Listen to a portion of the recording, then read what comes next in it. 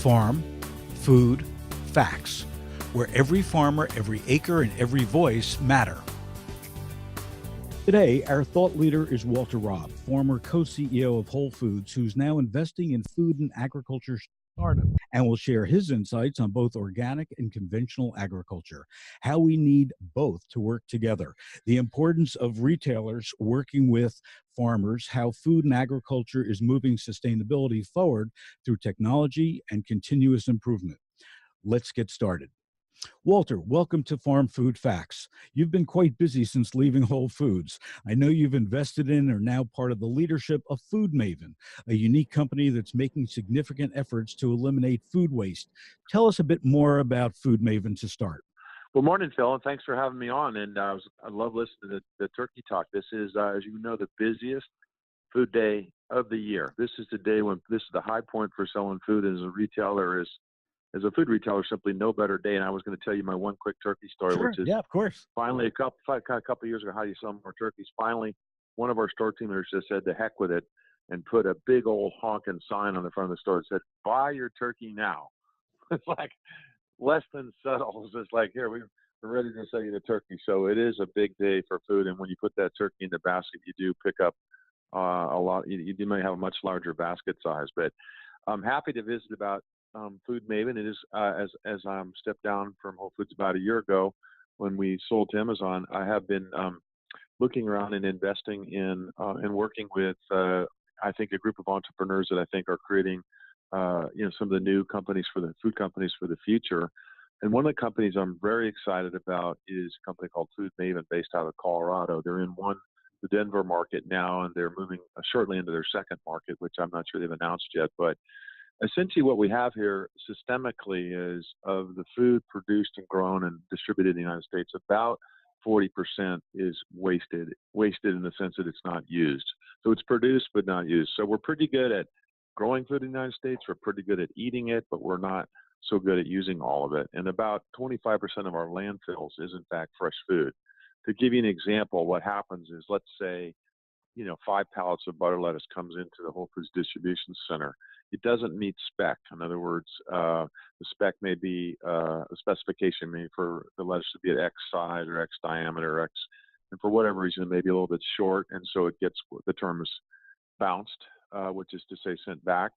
In the old days, this would just go, does go back to the farmer, but by the time it gets back to the farmer, it's no good because it's another couple of days, Mm-hmm. So where does it go? It goes to the dumps, or it goes to somewhere. So what Food Maven is to do is to say, all right, this is a solution whose time has come that we need to really address this, particularly given the number of people who don't have enough food and so forth. So they combine old school logistics, picking up the product, warehousing it, but they also then have made a market into the retail food service industry so that they can find a home for that produce in a timely manner.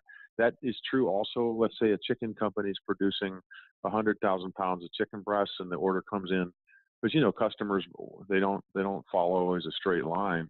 The order only comes in for 50,000 chicken breasts. What is that chicken producer going to do? They're going to freeze it? No, that's an extra step, extra labor, extra cost. So what happens is Food Maven, again, can pick a step in, take that and make a market for that. They have invested in the technology, the platform, and the data tools to increasingly become more sophisticated about creating matches for that food with various retail food customers. And the beauty of the model is it's a win-win-win in the sense that typically Food Maven takes it on consignment, but the retail food service customer gets a nice deal, gets a nice quality product at a lesser price. The producer now gets, Food Maven cuts the producer in for something versus they were going to get nothing before, and Food Maven takes a slice for providing the services. And as their platform and technology continues to, and data continues to improve, they're able to, really make that market function. So I love the fact that they're essentially making a market in a new world order for something that had no solution, had just, legacy systems that really weren't keeping up and solving this problem. And that's an exciting company. It's the first one I've seen that I think really has the potential to scale.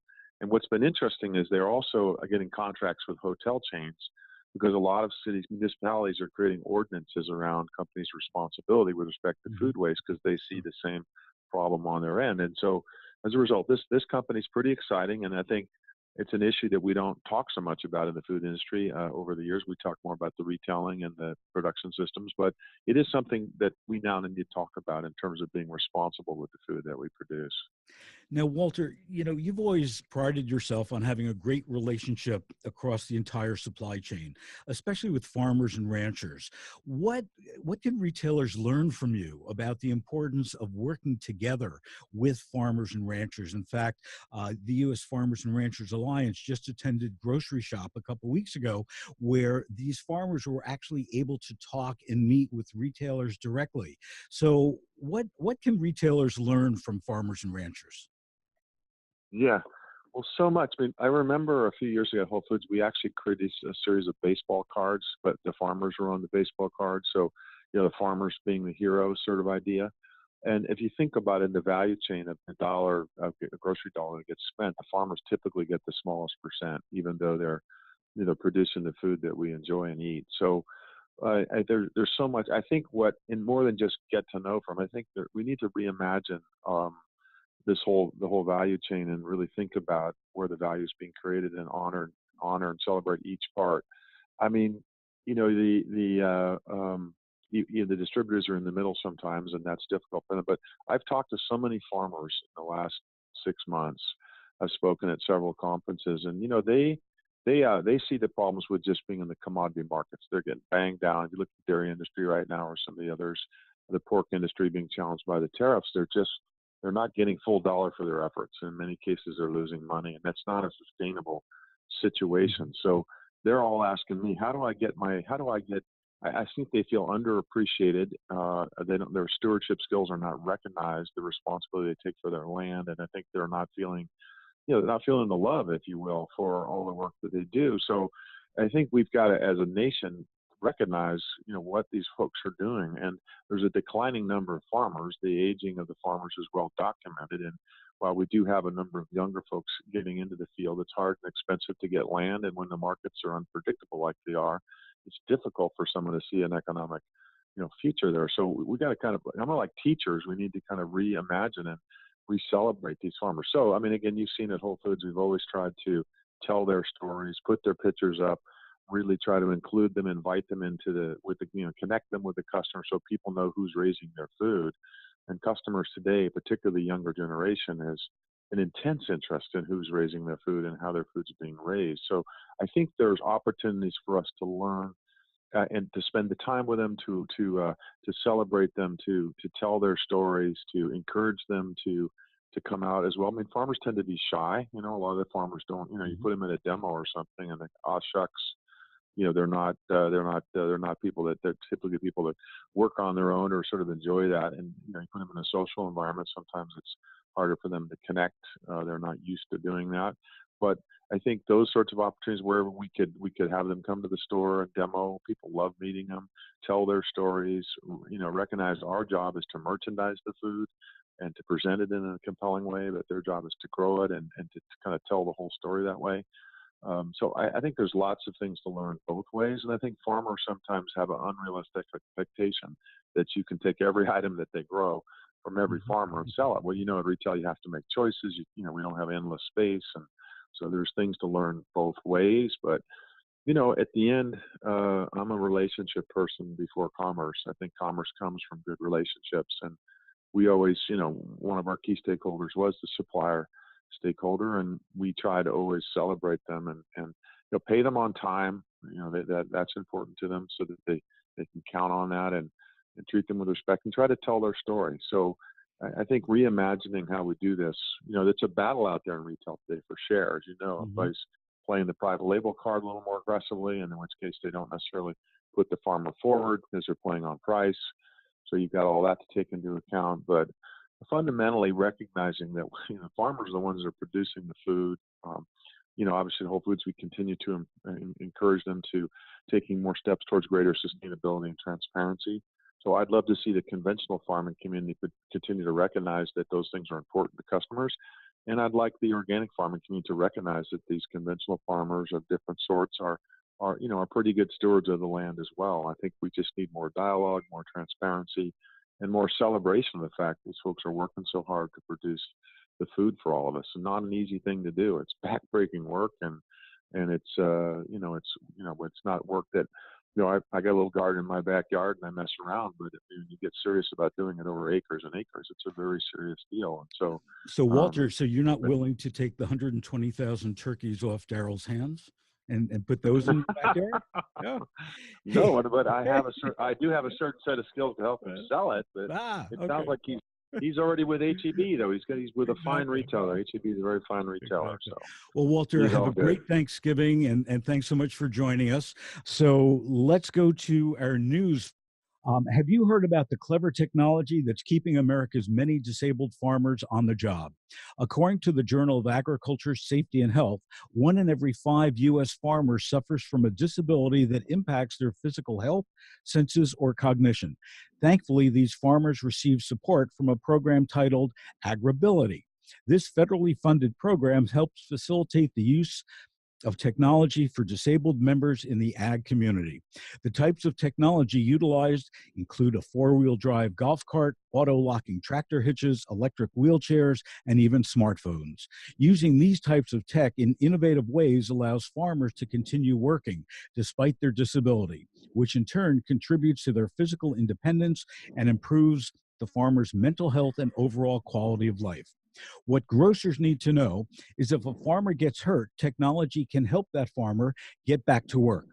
Technology also continues to have an increasing impact on the way consumers shop for groceries. Shoppers are finally starting to get more comfortable buying fresh produce online. While online shopping is typically popular with consumers, most folks have not been keen to buy their produce online. However, a new study suggests that despite an appreciation for traditional grocery store shopping, interest in online grocery shopping is growing at a rapid pace. The 2018 U.S. Online Grocer Shopper Study reports that about half of the current online grocery shoppers surveyed said they plan to do more online grocery shopping in 2019 than they have this year. This is a notable shift compared to previous surveys. Consumers seem to become more willing to purchase fresh items that they have in the past. In recent history, online food shopping skewed more towards packaged, frozen, or dry goods that shoppers knew would fare well in transit. However, this new survey discovered that online purchases of both produce and cheese increased by 50% in 2018 as compared to 2017. Meat and seafood also saw an increase in their sales by over 40%. Additionally, this year, 4 out of 10 people are shopping online for their Thanksgiving grocery items, which is more than double since 2017. What grocers need to know is that retail options continue to evolve and change as consumers become more comfortable with alternative tech based ways to shop. And whether we're shopping online or in grocery stores, it's the season for holiday foods. In addition to the traditional and beloved turkey, many folks are starting to serve a new main Thanksgiving dish. A new study reports that 65% of Americans are interested in trying an alternative to turkey on their holiday table this year. This intriguing new stat emerged from surveying over 2,000 Americans in regards to all things concerning Thanksgiving. The most popular alternative including ham at 60%, chicken at 41%, and roast beef at 37%. This study also revealed that nearly half of holiday hosts will be serving an alternative Thanksgiving main dish this year. In addition, Erner Barry's market video reports that this year's consumers are buying larger jumbo chickens as compared to last year. Perhaps folks are purchasing larger chickens as an alternative to turkey for their holiday bird. Of course, although Americans' palates may be expanding, we don't envision the beloved turkey being removed from holiday menus anytime soon. What grocers need to know is that turkey is number one, but be sure to display and promote ham, beef roast, and even chicken as add ons for main dishes as consumers seek to expand on their holiday menu options. And to further expand on this year's holiday menu options, retailers should encourage more cranberry consumption this Thanksgiving. American farmers are in the midst of a cranberry surplus. There are more cranberries available than people will eat this year. And unfortunately, they cannot save those extra berries because they're already storing a good amount of the crop from 2017. The extra fruit is driving cranberry prices to below the cost of production. Therefore, the cranberry industry has agreed to destroy a quarter of its crop, which will result in a waste of about 240 million pounds of cranberries this year alone. The New Food Economy reports that most cranberry farmers are not planning on slowing production. So, in order to minimize the amount of fruit wasted, we should really push for new ways to incorporate this holiday favorite into our upcoming Thanksgiving and Christmas meals. What grocers need to know is to think beyond Thanksgiving through the entire holiday season to promote these delicious and nutritious berries and products. Cranberries are not just for Thanksgiving any longer. So, how does all this delicious holiday food impact the wallets of consumers? Well, according to the latest Farm Bureau survey, the cost of Thanksgiving dinner is down for the third straight year. John C. Newton, the chief economist at the American Farm Bureau, will join us shortly to explain the detail. But the top line is that the American Farm Bureau's Federation's 33rd annual survey of classic items found on Thanksgiving Day dinner table indicates that the average cost of this year's feast for 10 people is $48.90, or less than $5 a person. This shows a 22-cent decrease from last year's average of $49.12. The shopping list for the Farm Bureau survey includes turkey, stuffing, sweet potatoes, rolls with butter, peas, cranberries, a veggie tray, pumpkin pie, whipped cream, coffee, and milk, all in sufficient quantities to serve a family of 10 with plenty for leftovers. What grocers need to know is that this year, with these lower costs, expect shoppers to add more Thanksgiving impulse items to their list. So be sure to build displays featuring those shopping basket add-ons. It's time to talk turkey with Daryl Glazer, farmer and owner of Bar G and Revel Turkey Farms in Rogers, Texas, who joins us where he raises turkeys and cattle.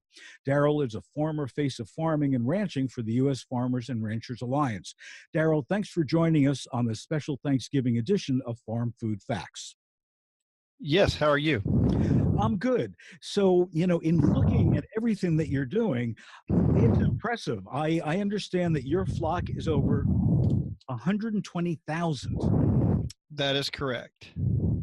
Now, 24% of turkeys that are sold in U.S. grocery stores are purchased in the 3 weeks prior to Thanksgiving. Wow, that must really make production difficult. Well, I mean, not from our standpoint, we raise birds year round. So, but obviously, this is the time of year that most of the turkeys are sold.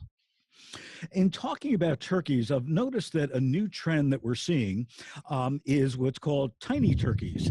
And we're seeing that being led by millennials, but there's two companies, Butterball and Bell and Evans, who are offering a 6-pound turkey. What's going on with that trend? Well, it's not something that's made it to our farm yet, but I'm sure it's an effort to increase consumption. One thing I think with turkey, it's not a necessarily year-round staple, except when it comes to sandwiches and things like that at Subway. Mhm. So anything that could be done to drive the whole bird market a little bit better would be a good idea. And certainly, I think having a 6-pound turkey makes it really easy for people to bake it off and so on, and not have to, panic before Thanksgiving the way so many people do. Absolutely, I would definitely agree with that. So, I know that retailers love selling turkey during holiday time. In fact, according to Catalina, shopping baskets that include a turkey are 174% larger than the average basket size during the same period of time. So, what can retailers do to really promote more turkey? Well, I think like in our local area, we have HEB supermarkets, and that they're more in the South, or really Texas is their home base. But what they do is a lot, and I think we see this across the board at other places as well. We were there last week, and you would if you bought a ham of a certain size, you got a turkey for free. And Wow. so they do a lot of combinations like that, and then also the price of the turkey, they really cut those back, during Thanksgiving to, obviously bring people in the store. But I believe I saw turkeys in HEB selling for 69 cents a pound. Wow. The other stat that I came across, which is interesting, you probably know this, Cracker Barrel estimates that they will sell 650,000 pounds of turkey just on Thanksgiving alone, both in the restaurants and to go. And that's something in our local area we've seen. A lot of restaurants are, when before they may be closed on Thanksgiving, they're actually serving turkey and dressing dinners all throughout Thanksgiving. So, again, anything to increase consumption of what we produce is a great idea, in my opinion. Also, Daryl, I see that you've invited a celebrity to come visit your turkey farm. Well, Tell me yes, about that. that was part of when I was on the Faces of Farming and Ranching a couple of years back. I attended the Future of Food conference that was held just outside of New York City, and coincidentally, one of our presenters was Martha Stewart. And so, as we approached the food line, her and the people that were with her, they were trying to figure out where to go. And this is a pretty small conference. There were maybe 250, 300 people there. We ended up next to each other, and so I just introduced myself, and we had about a 20-minute conversation about farming and ranching and what we did on our farm and ranch, because she had mentioned during her talk that she had raised her own Thanksgiving turkey. And so I said, well, we raise a few of those as well at our place in Rogers, Texas, and had a very good conversation, and actually got a selfie with Martha Stewart here a couple of years ago. Very cool. Very cool. So, Daryl, let me ask you our final question for today's episode. When you look at food prices, we mentioned that cranberries are really selling below production cost. You gave the example of HEB selling turkeys at 69 cents. What do you see in your crystal ball for food prices over the next couple of years? Oh, I think they'll stay probably pretty much where they are. I think the one thing that uh, the farmers and ranchers of the United States do a tremendous job, and are very efficient, and sometimes to a fault where we have overproduction. But I feel like that we'll stay about where we're at right now. I mean, it's a no question, we all operate on a very, very thin margin, and so we have to be careful about not overproducing. But I don't really see a whole lot of change. Great. Well, Daryl, thank you for joining us. Walter, thank you for joining us. A happy Thanksgiving to all and to your families. And for our listeners, thank you for joining us on Farm Food Facts. For more information on all things food and agriculture and to listen to our archives, please visit fooddialogues.com under the Programs and Media tab. Until next week, happy Thanksgiving.